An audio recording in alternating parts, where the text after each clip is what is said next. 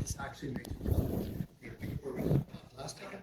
And then during the several weeks that we have coming up with the team presentations, that's the next two after this one, I'll be posting that continuing lecture from this there, okay, online, so you'll be able to watch it during that week when we don't have where we're coming into group presentations. Group presentations coming up, very excited about that. Remember, the whole focus is on your topic, high engagement, high performance. So those are your key words, right? Whatever your topic area is, and then the course is about high engagement, high performance. So that's what you should be doing. 20,000-foot view, meaning that you can only do an overview of the area in 20 to 25 minutes. It's all the time you actually have. And it should serve as a primer, as a starting point for you and your colleagues when you're out there in the real world and this new boss of yours says, I need something on recruitment, or I need something on retention, or what have you. And you are going to have provided you and your colleagues with a starting point. So that means that your PowerPoint should be fairly detailed. I don't mean extensive, I just mean that you should have good solid data on those PowerPoints so that people can have something to work with. And there should be references at the end of it. So here are some of the best references we saw.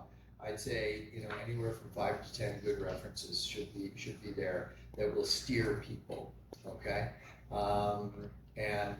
So it's the overview. If there's controversies in your particular topic area, like DEID and things like that, that's one area. But there's controversies, in lots of areas. You should to watch out. This is your important things to note. So it should be this boost on the topic area to you and your colleagues going forward. All my notes, all of the uploads and things like that you're getting from this course are reference materials for you, and I hope you use them when you get out there, and these should be reference materials too, okay? The other thing is that all the material in the lectures will be testable material on the final exam, so you'll be wanting to attend the actual lectures as well, or the presentations, okay? So don't just come out for your own presentation, because that's as testable as what I'm doing here, okay? And I will be generating test questions from the team presentations. So team presentations, the lecture, I will be posting over the next couple, and you can watch whenever you want. It'll be to wrap up this topic area that we're on reality and culture. And the last point, I want you to be mindful of this. How many are planning to stay in Canada when you graduate? Okay, usually most people are who come to the program. If you're not, that's cool, but if you are, then I want to be a major support for you in finding employment. Okay, that's a goal of mine, to support you guys in doing this. So that means that by the end of the course, if you should be on LinkedIn already, connect with me, because I post stuff. I posted something today about job opportunities on LinkedIn, and I'm just pulling up where would that be? This. So Windsor Regional Employment Network. Follow them on LinkedIn, okay? So it's Windsor Regional Employment Network. There's the symbol. I don't know if you can see it that well, all right? But they posted that there's 1,000 and some odd, maybe I have the, yeah. So 1,000 and some odd posted jobs through them. I think it's like 1,400, 4,000 jobs posted with 1,200 employers looking for people. I can't guarantee they're all for HR positions, but that's okay. HR is a great place to be right now, and I know lots of people looking for HR people. If a company is looking for an HR director, and you may not be feeling like I'm quite qualified for that yet, that means that they've got HR people that they may be promoting from within. So you should be, you should be putting out your CVs, your resumes. Also, Windsor Regional Employment Network is offering on November 23rd from 11:30 to 1:30. If you follow them, you'll know this. A in-person event that employer engagement luncheon. And so get ready to connect with top employers and expand your professional network. This event will take place at the Chicharo Club. That's one of the clubs here in Windsor where big events typically happen. It's a bit, you can get there by bus. It's just in the outskirts of Windsor. I was there a couple of weeks ago doing a presentation. And so all the information is online, but I would encourage you all to try to take advantage of everything that's, Windsor is, in Essex, is an amazing place to be situated. Probably isn't a better place in Canada right now to be finding work, given the battery plant, given the bridge, given all the support industries that are coming. And here's a little secret. All of our clients are frustrated right now because so many of their employees are going to the battery plant, right? So it's not just the big employers that have come that are hiring, they're sucking up some talent, and that means all the other companies around here that have needs for employment are looking as well. So this is an incredible good time for you guys to be near graduating, and it's not just like this month. This is going to go on for a while. Okay, the bridge hasn't opened up yet. The battery plant hasn't opened up yet, although they are doing their hiring. So I can't think of a better place in Canada right now to be for job prospects. Okay, so it's exciting, and I want to support you guys getting out there. So link up with myself. You're going to be meeting Anjani. She's going to come out and help me grade the presentations. She's our managing partner. You can link up with her as well. On LinkedIn, she'll absolutely accept any link requests. We won't chase you guys, it's up to you if you want a link with that, okay? But you're more than welcome to. I guarantee you we'd be happy to connect with you and join together in the network. So, any questions about anything yet? Okay? Yes, the final exam has to be in person. I don't have a choice in that. Okay. The online it's gone. It's not happening. And it's because mostly AI, right? Yeah. So yeah, I've come across one workbook that looks very AI constructed. Don't do it. Just don't. Okay. I gotta commend you guys. You did great in the workbooks. They will be released fairly shortly. I've got about 5 more to go, but I've got about 64 that I've got to get through, and they're pretty detailed, so I'll be releasing that information pretty shortly. But very impressed with how vast majority. So the second one you'll all have and is underway. If you have any questions, please. Okay. But great work so far. Vast majority, and of course, I'll get these to you as fast as I possibly can. Okay.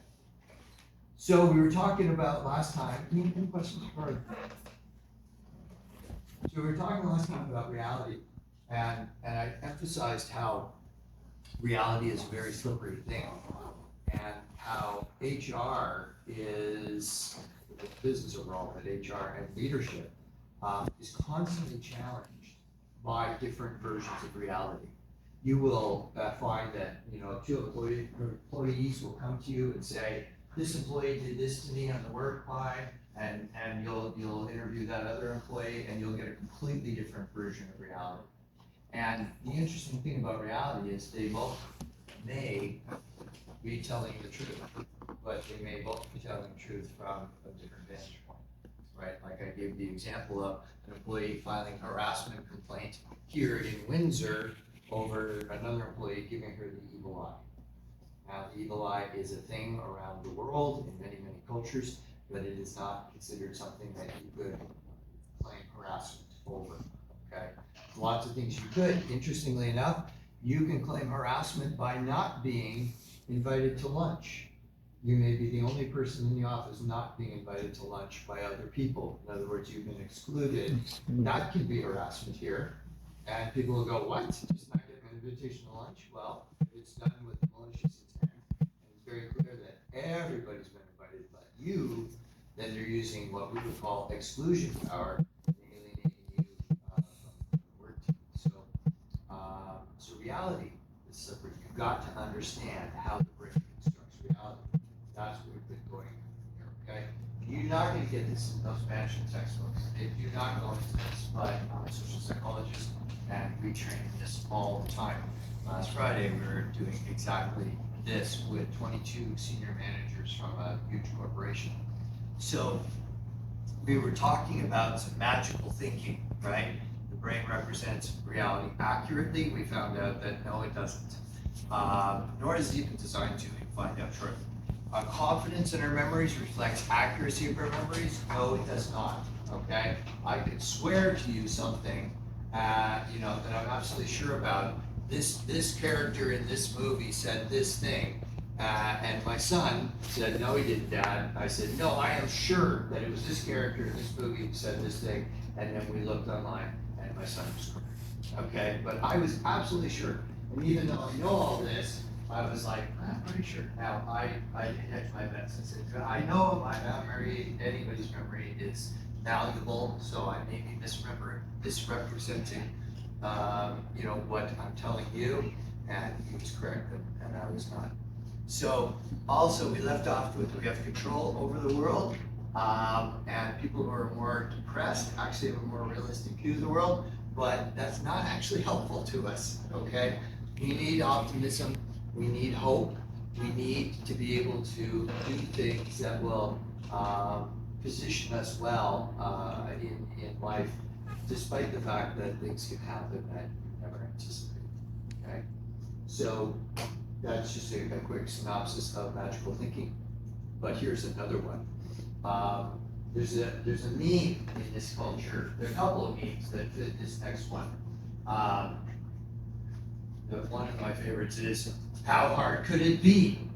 Okay, meaning I'm about to go do something, assuming that it's an easy thing, and it isn't. Or, you can't do that. Here, hold my beer.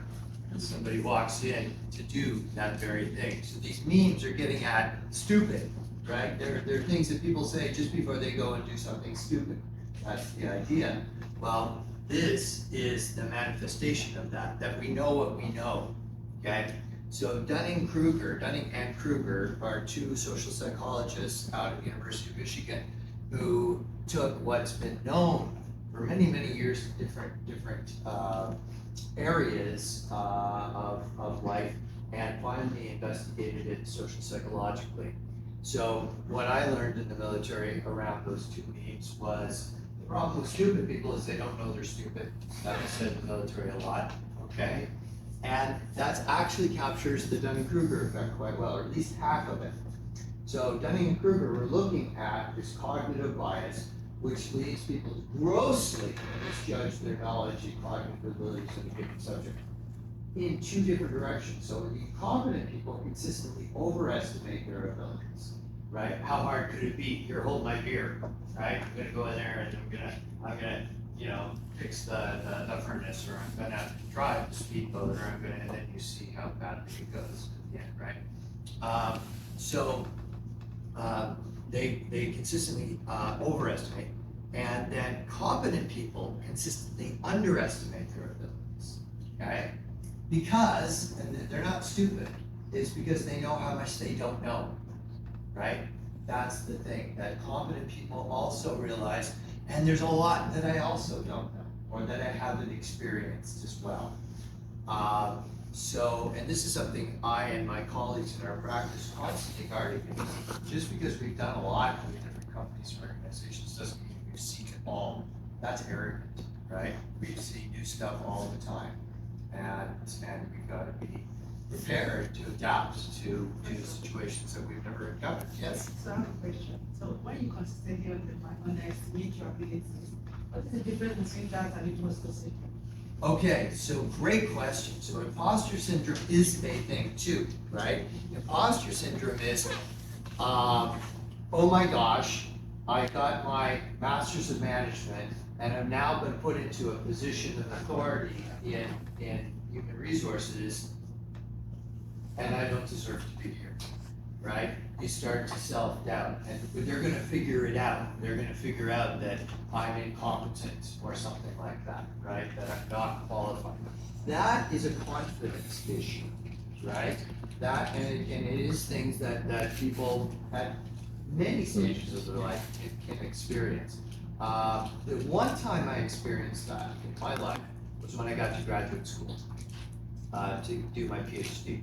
Because I kept expecting somebody to come along and go, oh, you know, we made a terrible mistake, you should never be here, right? But then we were all thinking that, as soon as we learned that, we went, oh, okay, well, maybe, you know, we can earn our way to stay here, right? And so I let go of that pretty quickly.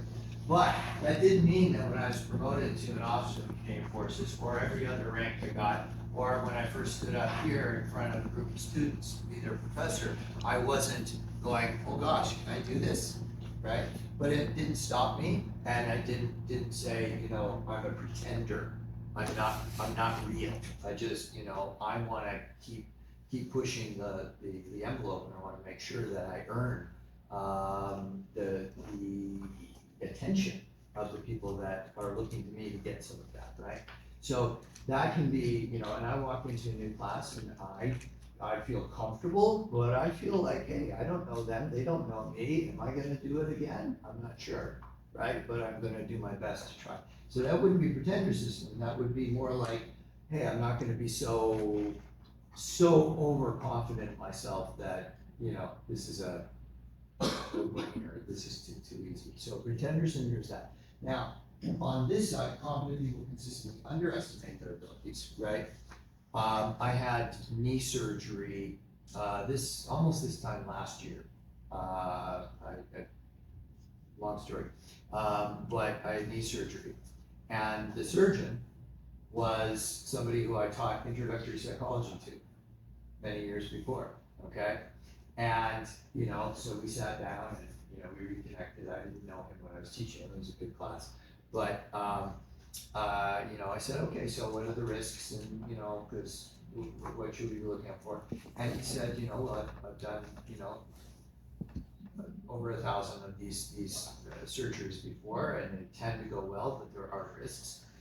He made no guarantees, but he was confident, right? He wasn't trying to get me not to get the surgery done. I was walking for a whole year with a cane. If you'd met me this time last year, I was still with a cane. And now, you know, so not. So they, as somebody, I want somebody who is competent to somewhat underestimate their abilities, right? Because I don't want them to be so sure of themselves that I've seen it all the time, right? I want some humility. So humility is different than pretender syndrome. It's a great point. Pretender syndrome can happen in any field for anybody. People who go to the Olympics can have pretender syndrome, right? Despite the fact that they got to the Olympics. So that's the difference, and it's because the problem for incompetent people is that they don't know that they're incompetent. They're actually missing the knowledge that tells them they're missing the knowledge. Okay. So that's the you know, you don't know what you don't know, and that makes it appear easy for you. Now, those who have the competence, right, and I'm spending more time on this one because it is so prevalent out there, that we see this all the time.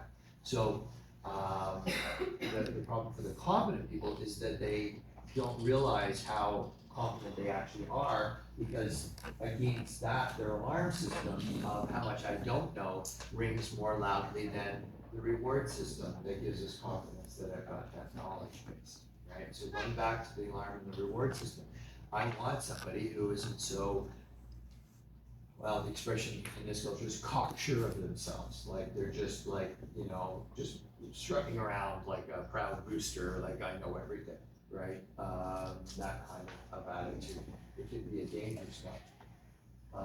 So I want confidence. That surgeon, you know, he went in there and I met him before they put me under, and you know, he was confident. He gave me a sense that this is going to go fine, but there's no guarantees, right? And it did. It did good.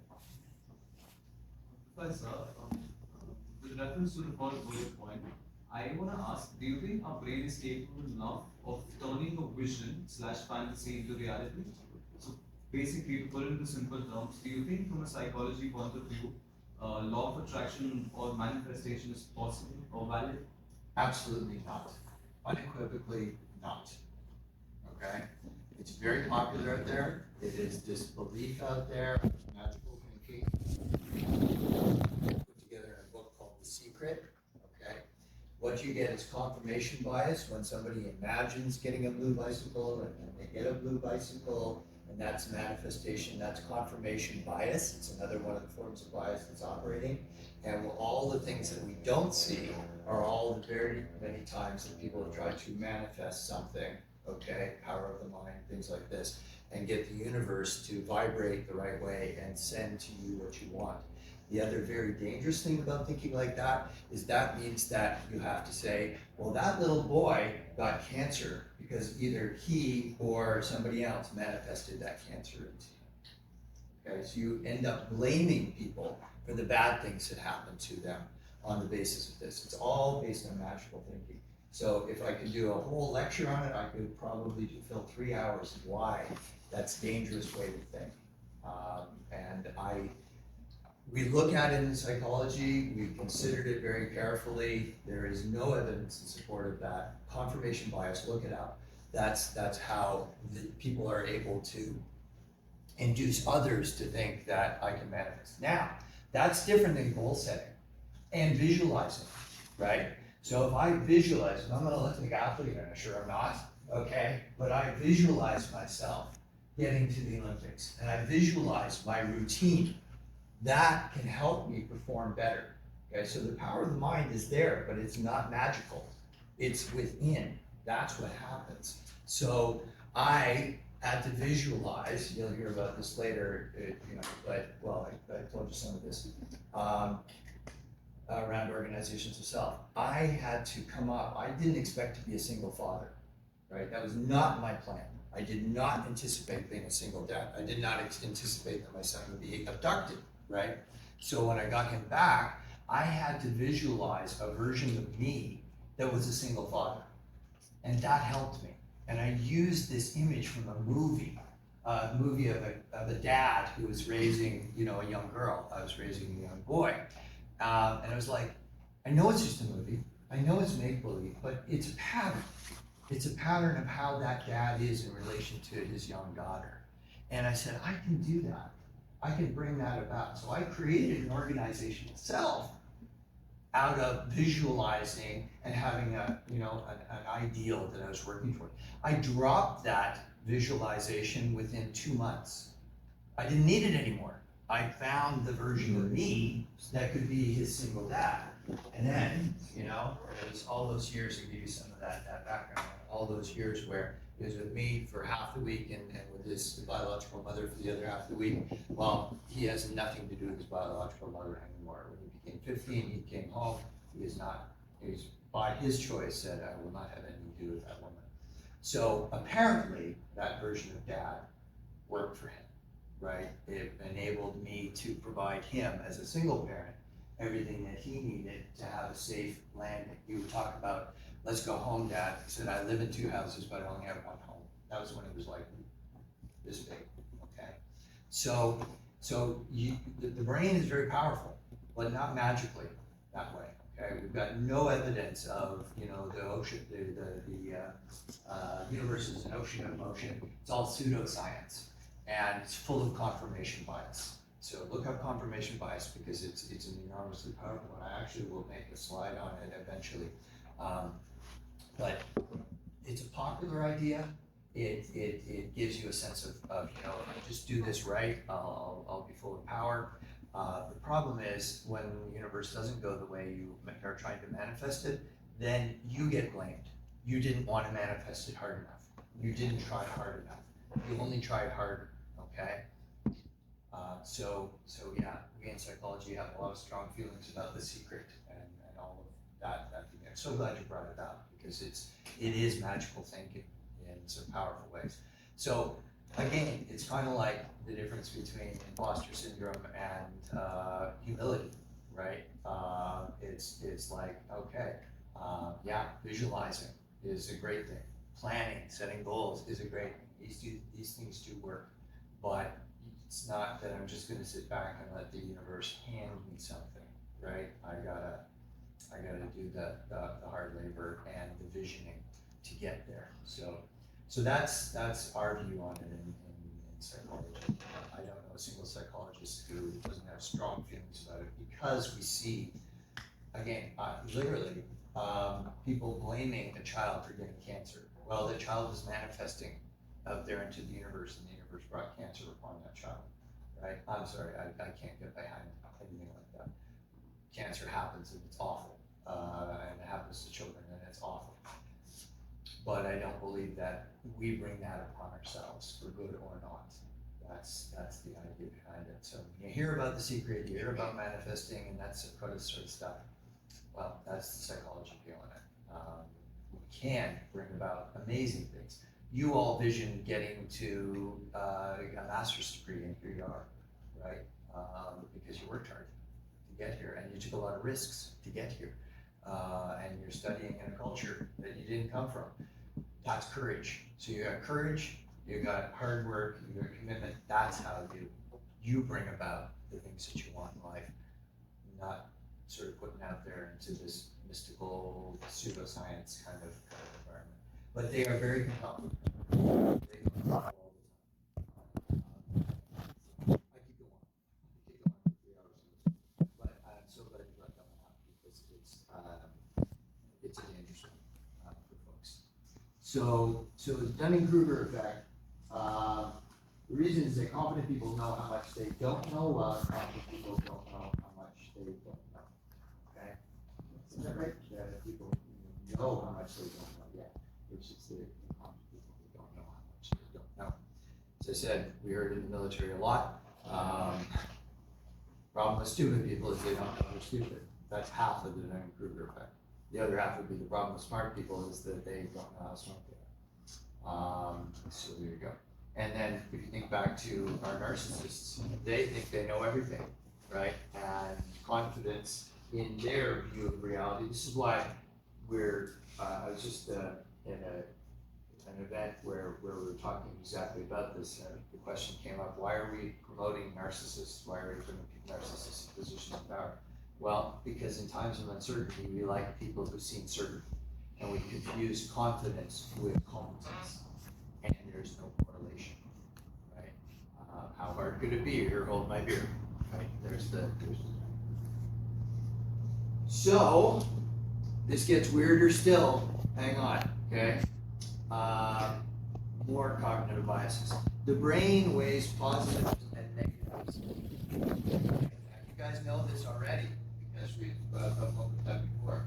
Negativity bias is a cognitive bias that results in the adverse effects having more significant impact on our psychological state than positive events, meaning we know the alarm system rings louder than the reward system.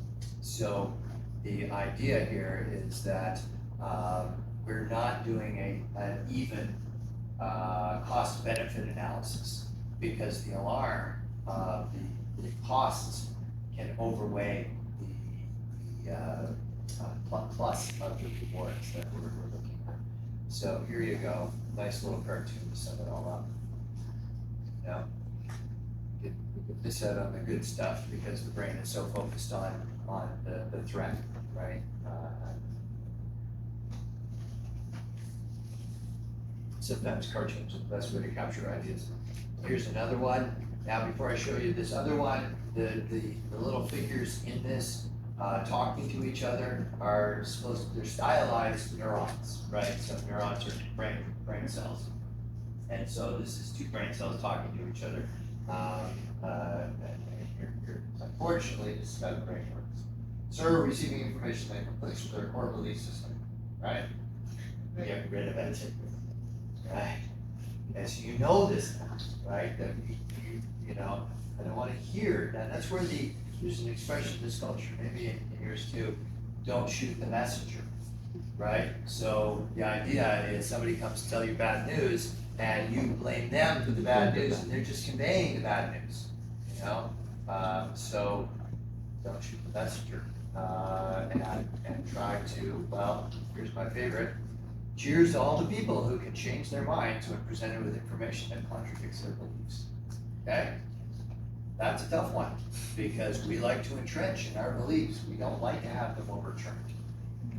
We don't do well with them. So, yeah, that's a big deal. People can do it. And if you know about these biases, you can ward them off. You can prevent yourself from falling victim to. And this is a big part of leadership is being able to distill information that isn't highly biased from information that is, you know, reliable, and then create a reality around reliable information versus unreliable information. So yeah, these beliefs are no less the bedrock of our humanity. Now, I had to change this slide some time ago, so it's changed now, but I want to underscore this. Okay, would you, in a world that has coincidences and we want to put meaning to those, and nostalgia, right? Thinking about the past or thinking about the value of something that comes from the past, that's nostalgia. Adds value and significance to the chaos and the randomness of our lives. Remember, I went out to get Christmas presents one Christmas many years ago, and my life changed forever when I got rear-ended by a transcontinental bus, and I was not even driving. No control over that whatsoever, other than, I guess, not to go Christmas shop. But here's the change, the critical thing. Would you trade your beloved grandmother's wedding ring for a brand new one of greater value? Okay, because objectively, well, heck, yes. Now, I have one grandmother, or had one grandmother, who I would absolutely turn her ring in for because she wasn't beloved. She was an abusive, terrible human being, right? But I did inherit the wedding ring of my other grandmother, and I wouldn't trade it for anything, right? Doesn't matter what value you do. It's even decreased the value because now diamonds aren't worth almost anything anymore. They used to be so incredible, and now they make them, you know, in labs, and diamonds are no big deal anymore, like they once were. So, but I still wouldn't trade it, you know, at all. So that's the idea, that our brains will follow emotion when we're looking at something that has meaning. So yeah, your grandmother. It's good to see emotion traded. So here's the thing, we're going to go deeper still. The brain is actually a notorious liar to itself, okay? The first person your brain lies to is you. All of these biases are how the brain distorts reality to keep you alive. Because some of these things are actually not so much the downside of the Dunning-Kruger effect, but most of them are there are evolutionary byproducts of strategies that your brain developed to keep you alive. That's the idea. So you're sitting there and you're thinking to yourself, okay, well, I understand other people's brains are thinking that way, right? But you know what? Other people's brains are not my brain. My brain, it wouldn't lie to me. It always tells me the truth, okay? Follow along here, think about this, right? I have unambiguous access to reality, okay? Because my brain wouldn't lie. I see things as they really are. How do I know? What's your source if you're following this? My brain tells me. Yes, right? My brain tells me so. Okay? So the source of the lies are saying, no, we won't lie to you. No, never lie to you. No, you have unambiguous access to reality. And my brain would never lie. Okay? It's tricky stuff. It's tricky stuff, but it's important. It's important because if you know this stuff, you can do powerful things with it. Now, I want you all, because we told you it gets weirder still. I want you all to meet Hobbes. Okay? Thank you. Yes. Now, Hobbes is one of the sweetest little kittens you could, well, not a kitten anymore. And he likes these walnuts, these green walnuts. I don't know why. He likes the smell and that kind of thing. So there's Hobbes. Now, the thing about Hobbes is that Hobbes doesn't see himself as you do. Okay? He does not see himself as you do. In fact, when Hobbes looks in the mirror, and sometimes he does this, we have mirrors around the house, and he'll be walking by a mirror, and he'll look in the mirror, and he'll see himself. And when Hobbes looks in the mirror, Hobbes looks like this. Okay? So I have a green cat. According to Hobbes. Now, why would that be the case? Why would Hobbes be the same color as the walnuts that he's liking to play with? Any ideas? Their brains are different, or they process information differently. Nailed it. Okay. Hobbes and Chester, the other cat, who's gray. Now, Hobbes and Chester both see Chester as gray. Okay. But they both see Hobbes as green. And that is because they have rods and cones in their eyes. Back to basic physiology, right? The rods are for detecting light, cones for color. We can see in the red, blue, green spectrum, right? Cats can't see red, and they transpose red into green. So when Hobbes looks in the mirror, that's what Hobbes looks like to Hobbes, and it does to Chester as well. Okay. So, all right. So we can say, well, they're deficient in a particular cone. Fair enough. Okay. I'll just throw this in. This is a picture of my sister from many years ago. Now there she is. But when Hobbes sees my sister, right, she would look more like that to Hobbes, okay? Just to make the point.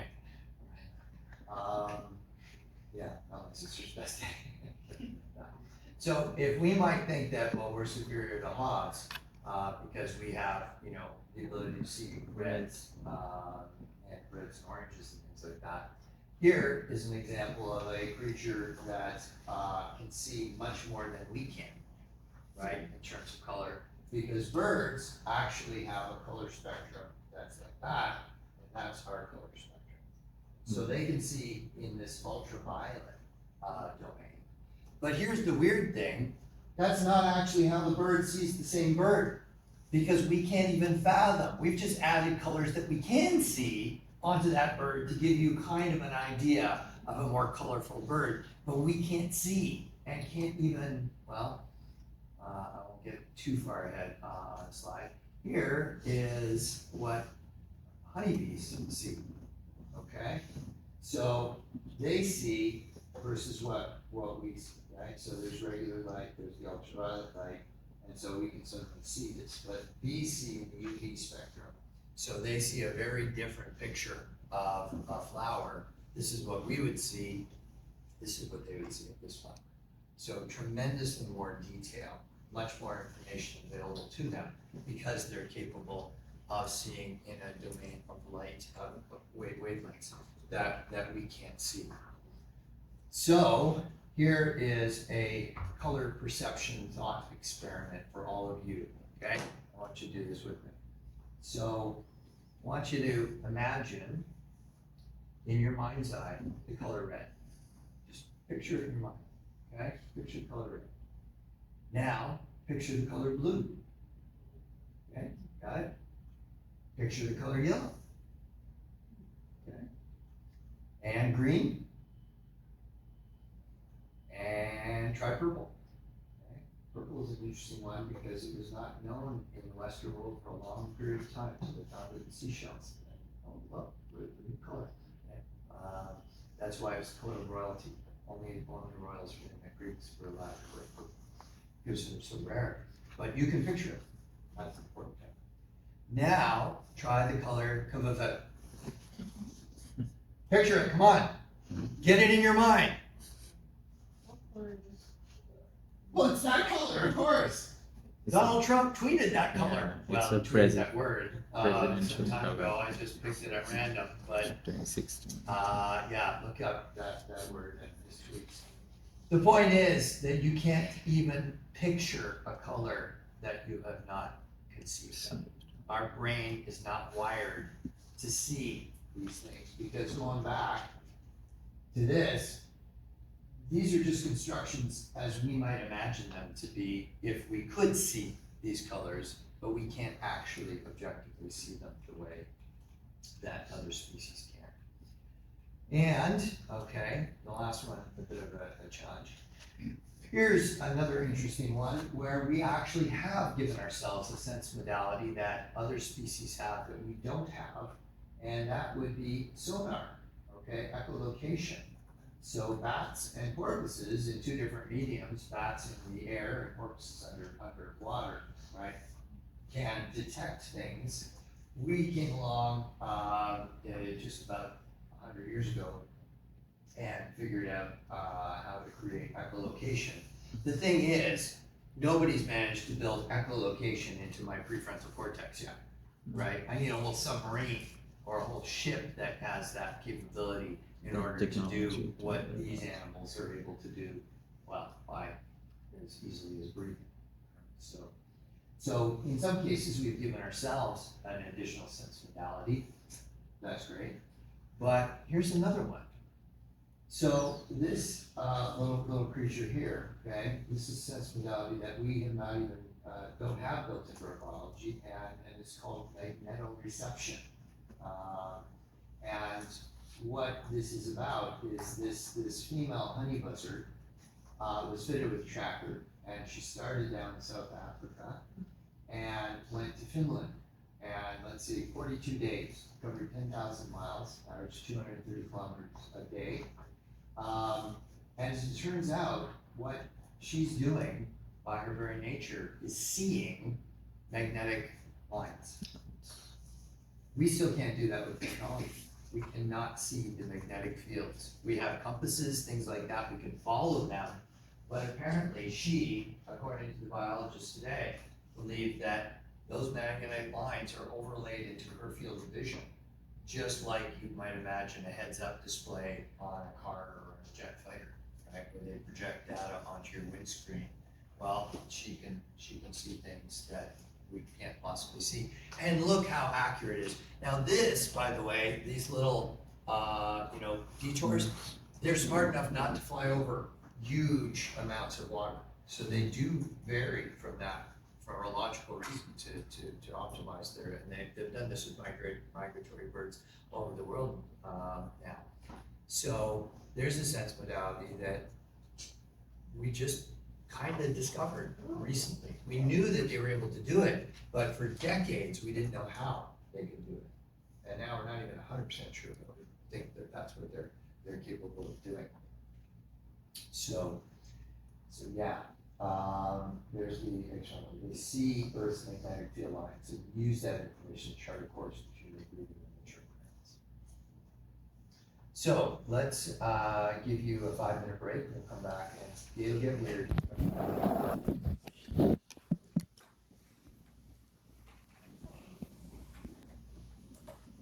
See where this takes us. Restart. So back to the human species, and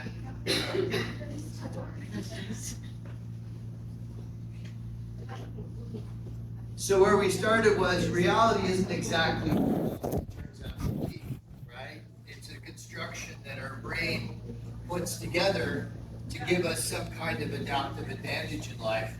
But the brain doesn't really care if it's real or not. It just has to be good enough to get us through to tomorrow. So, but But the brain, of course, tells us that the way it's telling us reality is in fact what it is. So it has a huge deal to do with who is doing the perceiving, and after that, the sense making of those perceptions. So we perceive, and then we have to make some judgments, some sense of what we perceive, right? That's the key. So back to how we as human brains make sense of the very human world we've constructed for ourselves. Because most of the world that we're operating within in civilizations is one that is very much contained and very much controlled by us. If you go out and you look at this campus, and you guys have all been here for a summer, so you've seen how nice the campus is, and even though it's got lots of trees and grass and whatnot, there's nothing wild about this campus. There's nothing wild actually happening in the city. Everything that's naturally growing is pretty much put there or allowed to stay there by human beings. So most of the time, we're living in environments that are very human, dry. So it's all about narratives in the human construction of reality. The stories we tell ourselves about ourselves that are embedded in the narratives that steer what we're doing. So a narrative would be that you're operating on would be that getting an undergraduate degree is a good thing, but getting a master's degree is even a better thing. Right? That would be part of the narrative, and that led you to say, now where am I going to go in the world to get a master's degree? But here's the weird thing. Let's say that tomorrow we were the only survivors after some kind of Holocaust, right? Okay, we're the only ones. Would my PhD and your master's degree matter at all? Right? What would matter is who's got a can opener. Okay? That's the power, right? Who's got a can opener? Because the only safe food after a nuclear holocaust would be the stuff that's in cans, and it would only be marginally safe, but better than anything else. So you got a can opener, you got power, right? You got survival power. So it doesn't matter if I got a PhD or not, you got a master's degree or not, in a circumstance like that where all the narratives crumble and we're into an entirely different situation for survival. All of this importance that we're placing upon advanced degrees out the window, right? And I'd automatically be relying on my military training, not my PhD, right, for survival at that point. So societies create stories and they give meaning to those stories. And the stories that we all collectively accept, or at least are embedded within, because we don't have to accept them in order for them to have power over us. Even if we don't accept them, they self-power in our minds.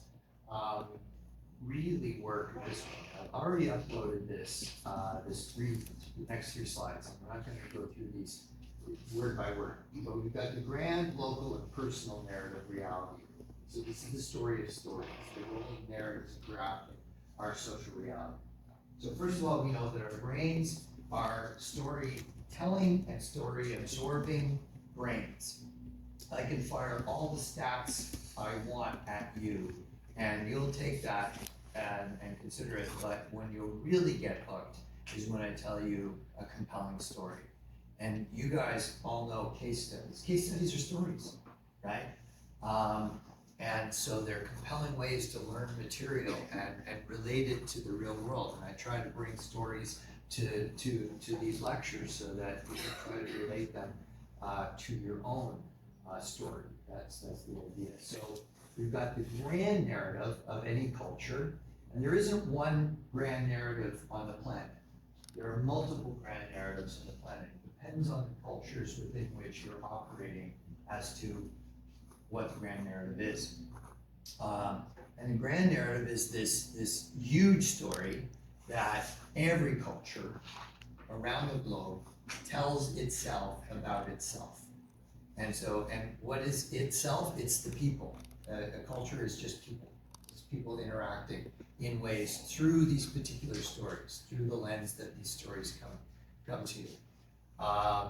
And just because you're ensconced, embedded in a grand narrative, doesn't mean you're going to agree with it, but you can't be indifferent to it, right? There's no way to be indifferent to the grand narrative you're operating within.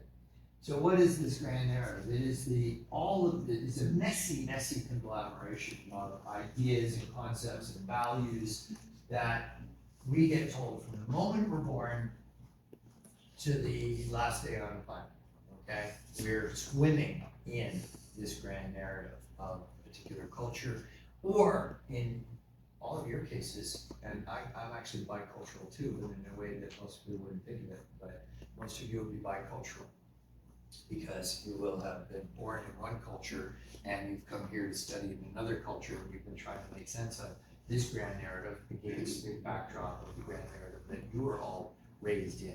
I'm bicultural because I'm a civilian, and then I was enculturated and turned into a soldier. The military has a very different grand narrative than the civilian population of the same culture, okay? You go in this society from a very individualistic story to the military, a very collectivist one, right? So they actually train individualism out of you to be an effective soldier. That's what will optimize your survival.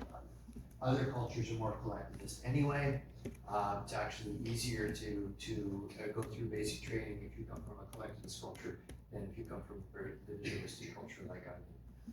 So it's very loosely interconnected theory of social reality that functions to provide some kind of account of various historical events, experiences, social and cultural phenomena based upon an appeal to an assumed universal truth or universal values, right? So if you come from a communist country, then they're going to be espousing the virtues of communism, and that this is the way that we should interact through a communist lens. Or in this culture, a liberal democratic kind of idea is the ideal. And of course, when you're in one of those ideals and you buy into it, it becomes very hard to imagine other people not wanting to buy into it too, okay? Because that's part of the brain's bias. I'm so convinced that liberal democratic ideals are the way things should work. How could, they not want the same thing in Russia, right? How could they want Putin as their leader? How could they be so behind Putin? Well, I studied with a Russian psychiatrist and psychologist for about 6 months, some years ago, and they said, oh no, Putin, he's our ideal. He's our ideal. This is way before the war, okay, in Ukraine. But they said, no, we know he's corrupt. We know he's killed people and orders people to be killed. But in Russia, anytime we've had freedom, that's chaos. That's terrifying to us. Freedom, when you hear freedom, you think, oh yeah, freedom, right? I have my civil rights and all the rest of it. It's a good thing. Anytime we've had freedom, we've had chaos. We like a strong leader. Putin is our leader ideal, okay? They both, the psychiatrists and psychologists, they hate him. They hate the man, okay? They know, but they say, he gives us stability, right? We know, don't get too close to the black market. You can buy things from the black market, but don't get too into it because that could end up causing you to lose your life, right? If you're not already embedded in that system. We know, the things that he does, but you know what? We also believe in Russia, and we don't believe in freedom because that's a terrifying thing. So they don't hear the same that word the same way that I grew up hearing it, and we don't do well when we don't have a strong man in place in Russia. So that's why everybody in the West is thinking, when are the Russians going to stand? They must be prepared to stand up against Putin and protest and push back and maybe overthrow them. And that could happen. I'm not there. I don't know the ground truth of it, but the data I'm getting back is that the Russian population is more or less on board with Putin, okay, in this regard. So they come from a very different ground narrative. And Alexander, the psychiatrist who I was studying with, said to me, in a very droll kind of way, which I love about him.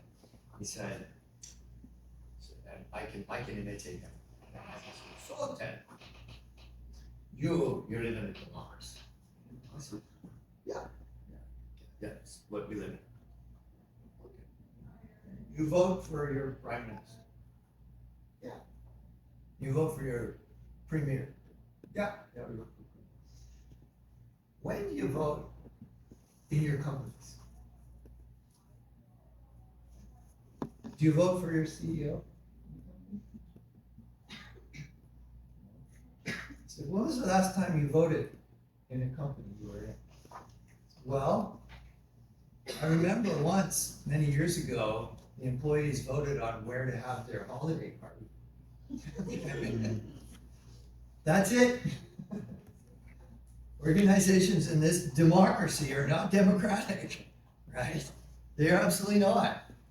Okay, so I mean, point made for Alexander on that note. Politically, okay, yeah. So the grand narrative exists in every culture, and they can be somewhat akin, somewhat alike, and they can be different. People, outside of North America would look at Canada and US and go, well, Canadians are just, cold Americans, right? That's all Canadians are. But we would say, oh, no, we have a very different grand narrative than the Americans, right? And many Canadian business people admire the grand narrative, the business grand narrative of the Americans. They feel like they're incredibly held back in Canada. It's not that you can't have a successful company in Canada, but it's a little bit, there's less regulation, less controls. In Canada, as you may have already learned, given your area of expertise in human resources, it's very hard to fire people. You can, but it's very hard. The US, easy. Other countries around the world, easy. Canada, pretty hard to fire people, okay?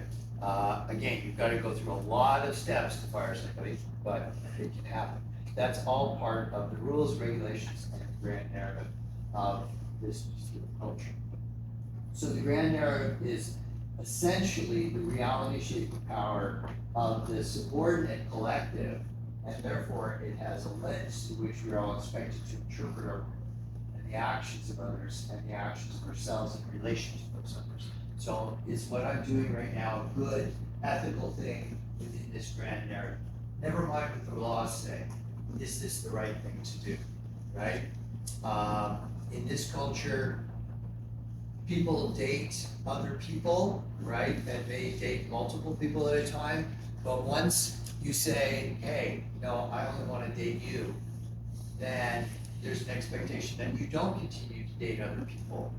There's no law, right? It happens all the time. Somebody says, I'm only dating you, and then they're dating somebody else. So the grand narrative frowns upon that. And it's leading up to the idea that monogamy is the cultural ideal in this country. You're allowed to date multiples for a while, but at some point, you're supposed to go into a one-to-one kind of relationship. So those are just features of the grand narrative. Where do we get the grand narrative? It's not written anywhere. And the grand narrative that I was born into is different than the one that my mother was born into, okay? And she's a pretty sharp woman, so she sort of kept up more or less with it. But there have been times where she just couldn't understand my behavior against the things that she held as incredibly important from her grand narrative, from her perspective. And so, for instance, right, I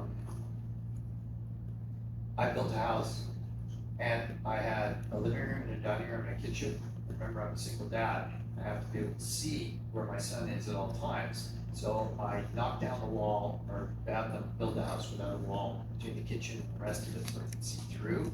I can do all the things I need in the kitchen, but I can see out there. And then I didn't even bother having a dining room because it's me and my little boy, and that's all I need. My mother comes to visit me for the first time. She says, "Where's your dining room table?" And I said, "I don't have one." "Well, when are you getting one? All there is toys here in where the dining room should be." And I said, "I never plan to get a dining room table." "Well, how are you going to entertain clients?"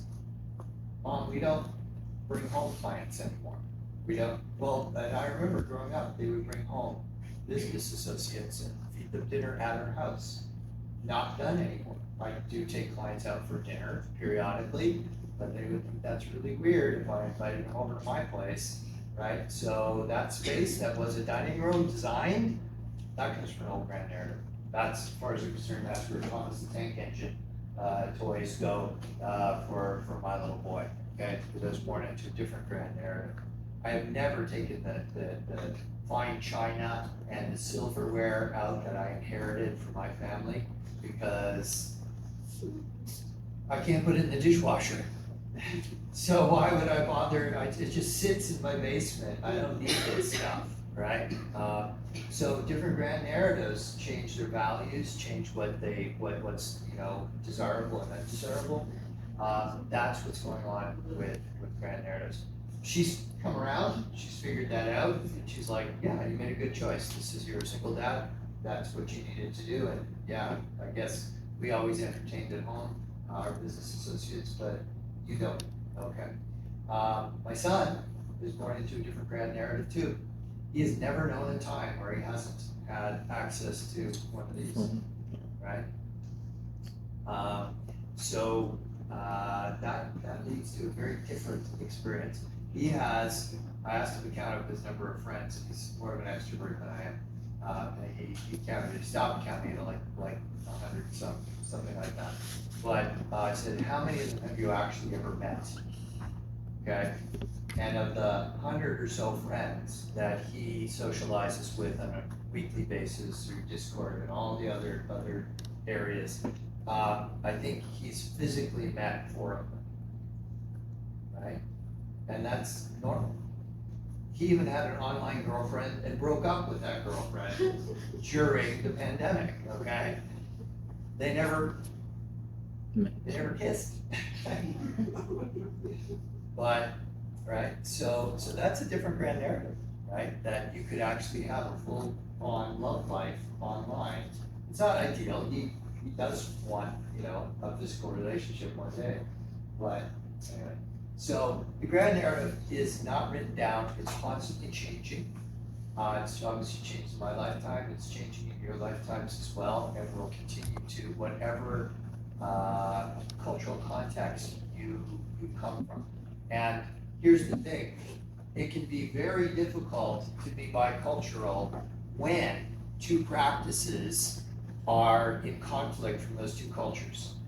So I was working with an engineer on his career trajectory, and he was living with a girlfriend who they sort of had plans to get married publicly. They had an apartment together. And then his family from his home country said, okay, you were supposed to come home quite a while ago, but now's the time. Let's get here, because we have 3 women that, we can meet and possibly marry. And of course, he hadn't told his family about the girlfriend he was living with, because that would be contrary to the grand narrative, right, of their particular culture. So he couldn't marry her and then go to his home country and select a bride and marry her, right? He had to, he's between, you married for love, or you should marry somebody that your family selects for you. There's different ways, obviously, that arranged marriages are arranged, and you can have some choice in some of the situations. So he eventually broke up with his girlfriend here and went and married somebody from that home culture and brought her back. That's, because if he didn't, he would be excommunicated from his family, is right? He would not be accepted for that. Now, when you guys go, wow, I don't anymore, right? What our grand narrative will produce is movies that create attention like that, and then of course, the person will marry for love. They won't go, they'll reject the other grand narrative, right, of that element. So that's what this culture tells ourselves is the right thing to do. So grand narratives like to reinforce themselves, right? They love to set up movies and things like that. So we get messaging from the grand narrative from everything. It commercials we see, you name it, the books we read, the movies we watch, the dialogue that we have between one another. That's the grand narrative, and I'd like you guys to think about your grand narrative, and then it in relation to, well, this grand narrative. What have you been able to pick up about this grand narrative that is consistent with the one that you're familiar with, and maybe it's inconsistent with, right? Because that can create a lot of tensions, and they're not easily resolved. So you guys heard of Survivor? TV show, Yes. right? One of the first reality TV shows, right, where they vote off the island, stuff like that, okay? I don't know a single person who I served with in the military who can even watch that show. When it came out, we it was like, hey, Survivor, right? We all learned survival, stuff like that, despise it, hate everything to do with about it, because it is all about individualism against other individuals. And we are enculturated, my survival is only as strong as all of your survival. And I will put my life on the line for all of you. I'm not gonna vote you off the island. You're my best chance of surviving, and I'm your best chance of surviving. So it's an anathema to somebody who's been trained in the military. So there's the grand narrative and how central it is to identifying where we're going to go next. And the next one is the local narrative. Every one of us has a local narrative. The local narrative is that narrative that transmits the grand narrative to us to a degree. But you're watching TV, you're going to get grand narrative data. Just watching TV or scanning the internet if it's from this culture. And this is the people that you're born into and are surrounding you. And then as you grow and mature, you're going to have new people enter that picture. Now, if you're from a culture that very much keeps you embedded in an extended family, it'll be difficult for you to move out of it. In my case, I come from a nuclear family. That's the grand narrative here, with 2 parents and 2.5 children, kind of ideal. It's my sister and I. And I really rejected a lot of my local narrative. I love my parents, love my sister. They loved the neighborhood that we grew up in, and I hated it. I hated everything to do with that neighborhood, and mostly the people in it. It's a lovely area in Mississauga, but it's very pretty. But the people I absolutely despise. I have no happy memories of high school growing up there. I couldn't wait to get out of that community. So I rejected a lot of this grand, or sort of the local narrative that my mother and sister in particular was, this is the greatest place in the world and everybody's so nice and kind. No, they're fake and artificial and stuck up and basically a bunch of rich bitches. But that was the reality that I had formulated around this particular community, okay? And I wanted to have nothing to do with it. I had a great home, but that community that my sister and my mother were embedded in and loved so much, I absolutely reject. And that led to some tensions, but I went off the military and it ceased to be sort of a real issue in that way. And we don't talk too much about how wonderful it was or how fake it was anymore. I respect their reality, and they respect mine. So you can embrace and keep hold of that local narrative that is giving you a lot of reality shifting power. We're going to be talking about power later in the course, right? And a lot of what's in the grand narrative contains things called deep truths. And deep truths are not logical truths. They're not scientifically derived truths.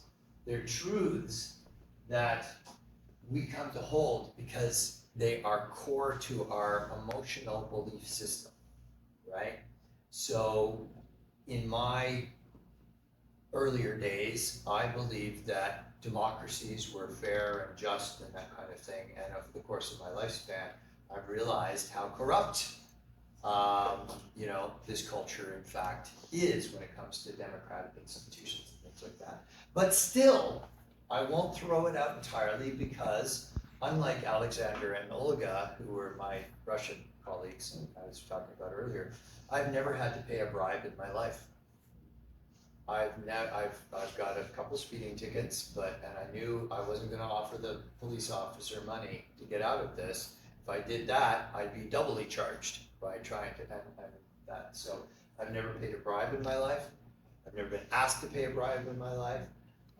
So there's corruption, absolutely. It's not as bad as some other cultures where you have to pay bribes, right? You won't get through a day without paying some bribes, okay? So as much as I can be critical of the culture I'm in, I can also say, yeah, there are bad decisions and there are bad actors out there, but you know, my own interpretation through the local narrative that I operate in. And here's the thing too, our client organizations, if they are corrupt, they don't hire us because they don't want anybody in there looking at them, right? They're not gonna hire us because they don't want a bunch of social psychologists figuring out that they're corrupt. So the clients that we work with are amazing. And all of that idea of corporate greed and you know, inhuman treatment and things like that, yeah, it happens, absolutely it happens. It happens even in this city, but the people that wanna work with us aren't that way. They actually give a damn about their employees. They actually give a damn about good leadership and ethical use of power and that kind of thing. So I know that we're skewed in my outlook. I know organizations that you would not want to work with because of the reputation that they have, and I believe that reputation, right? Where it's highly corrupt so I want you to start thinking about this. We got one more tier to go down, okay, on the grand local and personal narrative. And this will relate to some of the stuff you're going to do in your workbook as well. So give some thought to this idea. This is already posted, so you can read these three in detail. Okay, so I'm looking at this deep truth, and you say that local narrative could be religion. That's right. I said, could you say that your local narrative could be like religion? Because Could be. yeah, Could be very religion based. yeah. Mine was not, okay, but it was still powerful, right? Mine was, my parents said you can go to church or not, it's up to you, right? And they gave me choice. But other families in my neighborhood, you didn't have a choice. You go, you get confirmed, you do these things. My family, you know. So the local narrative is the way that those most close to you filter the grand narrative with respect to you. And they will contribute to shaping your personal narrative, which is where we'll go next, okay? But I want you to think about these narratives because they exist around the world and every society is based on these tiers of narratives, okay? Just haven't necessarily known that before. So we'll carry on with this next time. I got time for questions. If any of the teams want to ask me any questions, and see you then. I'll think it's really good to work, and then I transfer the number. I think I got it.